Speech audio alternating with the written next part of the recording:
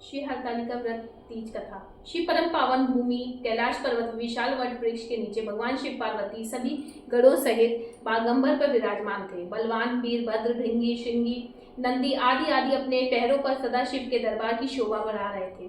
गंधर्व गण, किन्नर, ऋषि हर भगवान की विविधा अनुष्ट छंदों में स्तुति गान स्वर अलापों में से वागों से संलग्न थे। उसी सुअवसर पर महारानी पार्वती जी ने भगवान शिव के दोनों हाथ जोड़कर प्रश्न किया कि हे महेश्वर, मेरे बड़े सौभाग्य है जो मैंने आप सरीखे अर्धांगी पति को वर्ण किया है।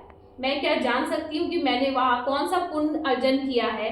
आप अंतर्यामी हैं, मुझ दासी को वर्णन करके बताने की कृपा करें। महारानी पार्वती जी की ऐसी प्रार्थना सुनने पर शिव जी बोले, वाराने, तुमने आदि उत्तम पुण्य का संग्रह किया था जिससे मुझे प्राप्त किया है। वह अति गुप्त व्रत है, पर तुम्हारे पर प्रकट किया करता हूँ।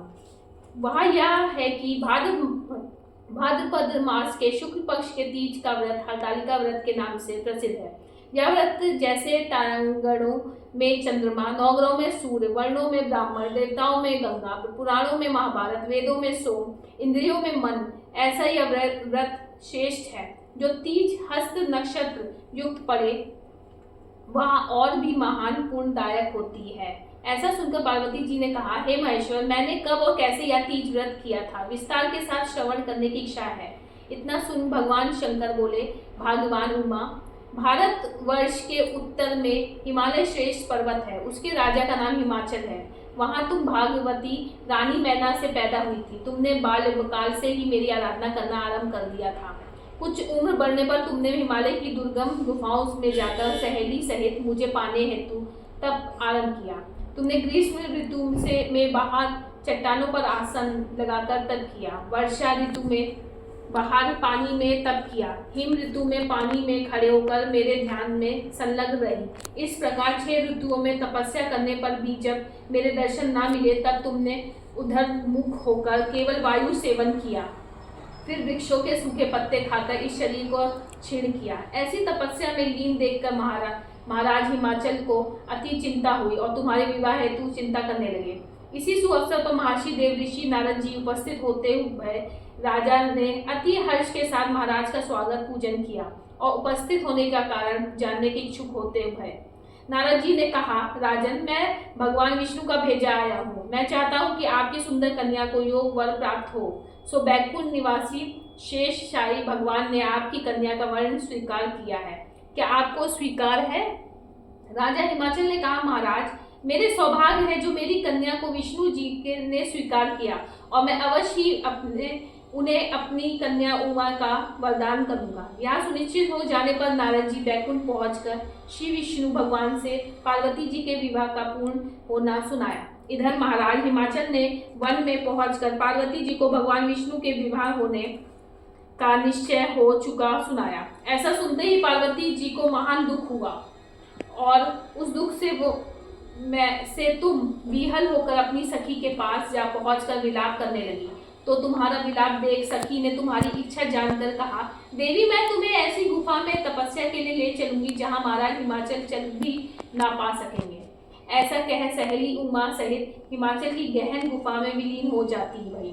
तब महाराज हिमाचल घबराकर पार्वती जी को ढूंढते हुए विलाप करने लगे कि मैंने विष्णु जी को वचन दिया है, वह कैसे पूर्ण होगा। ऐसा कह वहां मूर्छित हो गए।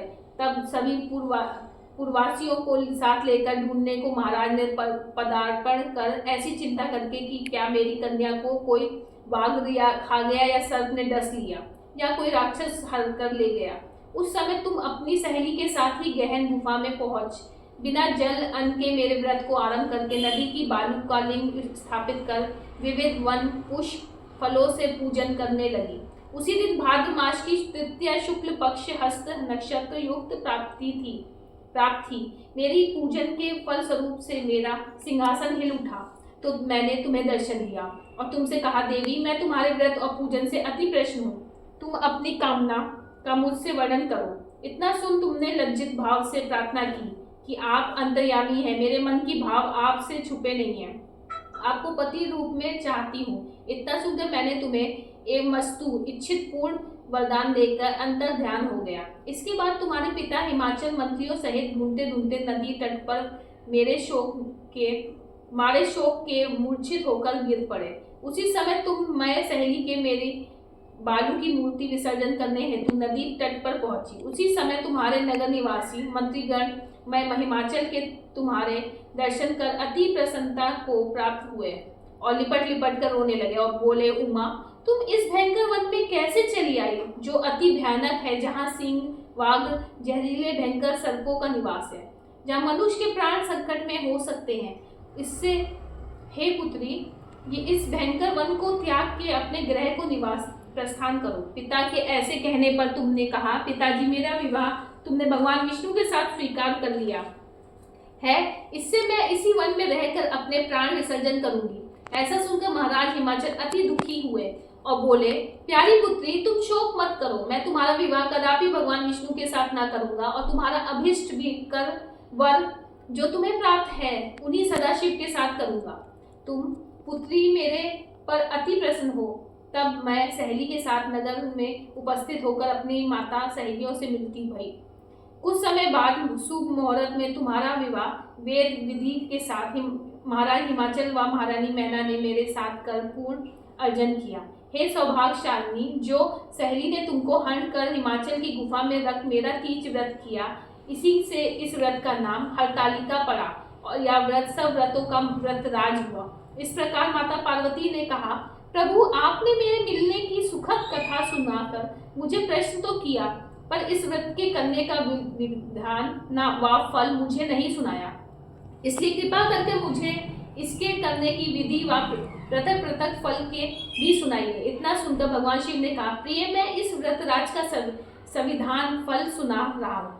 यह व्रत सौभाग्यवती नारी व पति चाहने वाली कन्याओं को करना चाहिए। यह व्रत भाद्रपद के शुक्ल पक्ष की तृतीया के शाम को आरंभ कर तीज का व्रत धारण करें। यह व्रत निराहार, बिना फल आहार और निर्जला होकर करना चाहिए। भगवान शिव पार्वती की प्रतिमा सुवर्ण की स्थापित करके, केले पुष्प आदि के खंभे स्थापित करके, रेशमी वस्त्र के चंदोवा तानकर बंधनवार लगा, शिव का बालू का लिंग स्थापित करके पूजन, वैदिक मंत्र स्तुति गान, बाग भैरी शंख मृदक झांझर आदि से रात्रि जागरण करना चाहिए। और भगवान शिव की पूजन करने के बाद फल फूल पकवान लड्डू मेवा मिष्ठान तरह तरह के भोग की सामग्री समर्पण कर फिर ब्राह्मण को द्रव्य अन्न वस्त्र पात्र आदि का दान श्रद्धा युक्त देना चाहिए। भगवान शिव को प्रति वस्तु को सिद्ध पंचाक्षरी मंत्र से नमः शिवाय कहकर समर्पित करना चाहिए। प्रार्थना समय अपनी कामना इच्छा को भगवान के सामने प्रेषित करें, फिर पार्वती जी से नीचे लिखी प्रार्थना करें। जय जग माता मेरी भाग्य विधाता, तुम हो पार्वती शिव प्यारी, तुम दाता नंद पुरारी, सती संतों में रेख तुम्हारी, जय हो आनंद दाता। जय जग माता इच्छित वर में तुमसे पाऊं, भूल चूक को दुख न उठाऊं, भाव भक्ति को तुमसे पाऊं, कर दो पूरन दाता। जय जग माता मेरी भाग्य विधाता। प्रार्थना बाद पुष्पों को दोनों हाथों में लेकर पुष्पांजलि समर्पण करें। फिर चतुर्थी को शिवलिंग किसी नदी व तालाब में विसर्जन करें। फिर 3 ब्राह्मणों को भोजन कराकर दक्षिणा देवें। इस प्रकार यह व्रत पूर्ण करने से नारी सौभाग्यवती होती है और धन व पुत्र पौत्रों से सुखी जीवन व्यतीत करती है। कन्याओं को व्रत करने से कुलीन विद्वान धनवान वर को प्राप्त होने का सौभाग्य होता है। हे देवी, जो सौभाग्यवती नारी इस व्रत को नहीं धारण करती वह बार बार वैधव्य व पुत्र शोक को प्राप्त होती है। जो नारी तृतीया के दिन व्रत रहकर चोरी से अन्न खाती है वह शुक्री का जन्म पाती है। जो फल खाती है वह बंदरिया की योनि प्राप्त करती है। जो जल पीती है वह जोग का जन्म लेती है। जो दूध पीती है वह सर्पणी का जन्म ग्रहण करती है। जो नारी मांस खाती है वह बाघनी होती है। जो दही खाती है वह बिल्ली का जन्म पाती है। जो मिठाई खाती है वह चींटी के जन्म को धारण करती है। जो सब चीजें खाती है मक्खी का जन्म लेती है। जो उस दिन सोती है वह अजगरी योनि को प्राप्त करती है। हे उमा, जो यह इस व्रत को श्रद्धा विधि से धारण करती है वह मुझसे प्रति प्राप्त करती है। वह दूसरे जन्म में तुम्हारे समान स्वरूपवान होकर के इस संसार में उत्तम उत्तम सुख भोग को प्राप्त करती होती है। इस व्रत के करने के बाद नारियां शिव लोकवासी होती हैं। बोलो शंकर भगवान की जय। इति श्री हरतालिका व्रत कथा। जय हो शिव जी की जय हो।